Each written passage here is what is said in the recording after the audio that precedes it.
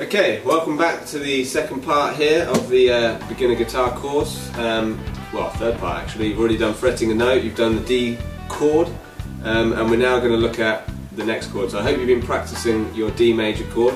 For now though, don't worry about it, just put it to the side, and we're going to be moving on to the next chord. Okay, we're going to do it exactly the same as we did with the D major chord. I'm going to build it up one finger at a time. We're going to build it up one note at a time and then finally strumming it. Okay, so first thing is the positioning on the hand. I'm going to zoom in for you now and we're going to look at the second chord, which is an E major chord. It's generally the chord that I like to teach next. Let's have a look at that E major chord.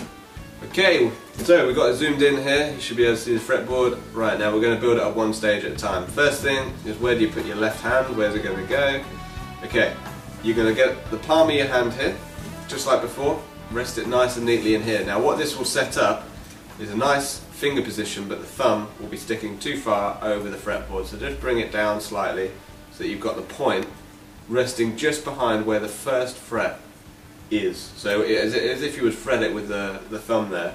Just rest it nicely there. Put, you know, a little bit of weight on it. Feels nice. Fingers now should come back round.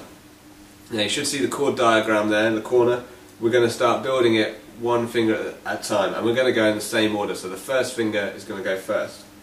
First finger rests gently on the first fret on the third string here, which is the G string. We're going to be playing just behind the fret. Make sure, now this is important because the first fret is quite a difficult fret to bring out on a guitar, one of the more difficult ones. So if you're too far back, you're going to get a lot of buzzing there. So you want to make sure you're just behind the fret, so that you get a nice clear sound. Make sure it's on the point of the finger. Make sure that the point is resting down and it's not flattened across like that, and it's not pushed across two strings, it's not too far back. Make sure it's in the middle right there. You should have a nice clear note. Second finger then, this one, we're going to be placing on the second fret on the fifth string, which is the A string here. Now make sure the first finger is still down and it doesn't move when you start lining up this. There's a tendency for students to, when they put their second finger down, the first finger to then just wander around and move up and down on the fretboard. Once you've got that clear sound on that first fret, you then want to place the second finger down and make sure that the first finger doesn't move at all. So you've got the second finger down. Let's just play that note, make sure it's ringing out clearly. Now a lot of students will get a lot of buzzing, they might have gone too far forward. So you're getting buzzed there, or they might be sitting too far back. Or you might be really strong and you're pushing down really hard and you're avoiding the fret buzz, but your finger's probably going to start ejecting blood after a little while if you keep pushing down that hard. So make sure you're just behind the fret. So we've got two notes now. The next finger, third finger, we're going to place on the the second fret on the fourth string, which is the D string. I keep reminding you of what the open strings are, just in case you haven't covered the Guitar 101 course. But if you don't know the open strings, you should be heading over to rexpearson.com and covering the Guitar 101 course, which is a primer for people who have never played guitar before. You need to be doing that before you're taking on this challenge, okay? So, third finger, second fret, fourth string here, again just behind. Now what happens here, you would have placed your second finger like this. When you tried to put your third finger in there, if you're anything like me, your fingers are a bit too fat to allow both to sit just behind there. One's got to be pushed out of the way. So move the second finger just slightly, no more than halfway between the two frets, so that you've got enough space to put that third finger just behind the fret.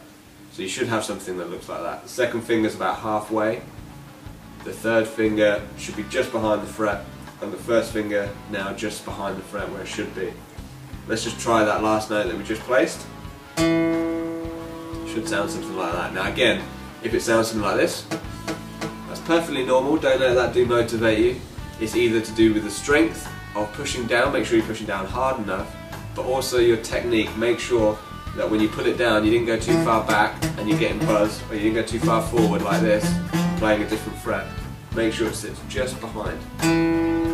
Okay, Now we're going to bring in the whole chord, including the open strings, just like what we did before. And we'll deal with any problems that come up along the way. So you can see that the circles on the chord diagram mean we're going to be playing some open strings. It's the first one being the open E. Let's just play that now. If it doesn't sound like that, probably your second finger has slipped slightly too far and you're muting that first string. Just make sure that the second finger pulled away in the middle on that second fret on that fifth string there. Next note then, make sure it's ringing out. That sounds okay. If it doesn't sound like that, again, you probably moved too far back. Third finger, that should sound like that. If it doesn't, again, make sure you're just behind the fretboard. Make sure that that second finger hasn't moved when you adjust things. Make sure that if you are adjusting something, you don't then just adjust the wrong finger as well. Make sure it's only one at a time. So we've got those three notes. Now the classic, just like in the D chord, this third finger always plays havoc with the string below. It's perfectly normal, don't let that discourage you. If your fingers are hurting, by the way, while I'm talking, just release the pressure on them so that you can get some blood back into them. I know this must be hurting quite a lot if you're holding the chord like this for 5 minutes. So just release your hand if you're getting any pain. But it's good for building up that sort of hard coating that you're going to get on your fingers there. What happens here is the third finger, generally when people do this chord, they're very flat about it. Your fingers sort of look like this, where they're flattened across the strings. That's going to mute all the strings that are below.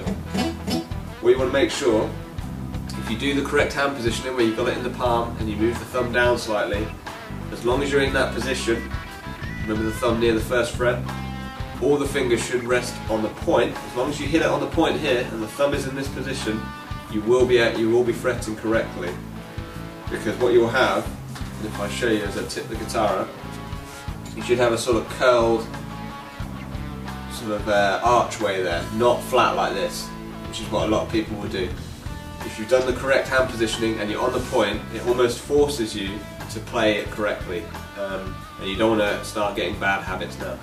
So that third finger is probably muting the string below it. Just bring it up, make sure it's on the point, and make sure it's in the right place on that fretboard. The first finger then, generally most people don't get any problems with this, but if you are, it's probably because you're too far back and you're having to push too hard. Make sure it's just behind the fret. You don't need to push too hard. Final two strings should take care of themselves, but if the first finger is flat, it's going to mute the next string. So just make sure all of the fingers are on their tips, so that you've got the open B string and then the open E string. Now give that chord a strum, it should sound something like this. If you're sounding something like this, then you need to work through, bearing in mind all the points that I just talked about. So reverse the video and watch how each finger is dealt with one at a time, and reassess, readjust as you go through. For those that had that chord pretty much there, even if it was maybe one note out, something like this, still sounds full, but the third finger was missing. That's okay. Release the hand, relax the hand, get some blood back, feel the burn, come back to the chord, and again, one at a time. It might take you 2 minutes to build the chord just like we did. First finger first, second finger, third finger, one note at a time, make sure each one, and then strum. Release the hand, repeat the process. That's how you should be practicing these chords. You shouldn't just get the chord and think, yeah, I've got it, great, and then forget about it. You won't have it. Your mind wouldn't have developed the memory in the muscle here to actually find that chord when we come to changing them. So release, get the thumb position back, build it one stage at a time. You can build the chord within maybe 10-15 seconds each time and get a good strum. You can consider that chord good enough done for the time being. Okay, so that concludes the second chord that we've learned there. You would have learned 2 chords now. In your practice routine now, you should be doing a D major chord, releasing the hand, building it up, releasing the hand, getting back to normal, doing the chord. Then you should be doing your E major chord. So you've got 2 chords that you need to be practicing so that you can get to sounding as good as this one, the D major chord, then adjusting to try and get to the E major chord, then it should sound something like this. Don't worry about changing between the two, there's plenty of time for that and all the fun that brings. Hope you enjoyed this lesson on the E major chord. Now remember, head over to the website if you've got any questions. There'll be a forum set up for anyone who's doing the course to ask questions. There's also a Rex chat feature if you're a member of the lesson where you can talk directly to me live and I'll be able to answer your questions there. Please remember, if you enjoyed the lesson or you found it useful to you, please don't forget to share, because I want to spend a bit more time helping you guys develop how to play the guitar, and the more you guys share, the more I can do lesson-wise for you. So I'll see you in the next part. We're going to be learning another chord here, because 2 chords isn't really enough to start learning any songs.